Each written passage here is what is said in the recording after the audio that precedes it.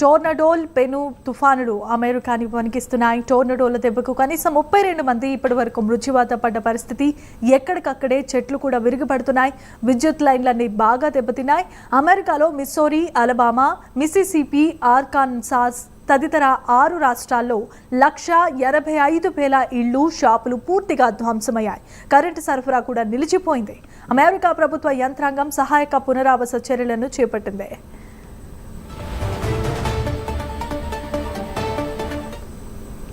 ఇక మిస్సోరీలో బెకరార్స్ ఫీల్డ్ ప్రాంతంలో 12 మంది, మిసిసిపిలో 6 మృతి చెందగా 3 ఆచూకీ గల్లంతైంది. టెక్సాస్లో వాహన ప్రమాదాల్లో 4 మరణించారు. దుమ్ము ధూళితో కూడిన గాలుల కారణంగా 50కి పైగా వాహనాలు ఢీకొన్నాయి. కాన్సాస్లో జరిగిన ఈ ప్రమాదంలో 8 మంది మృత్యువాత పడినట్లుగా స్థానిక పోలీసులు తెలిపారు.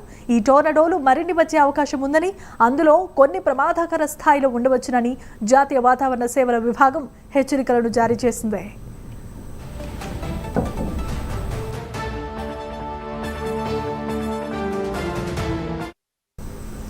టెక్సాస్, కాన్సాస్, దక్షిణ అమెరికా రాష్ట్రాల్లో దీని ముప్పు ఎక్కువగా ఉంటోందని తెలిపారు.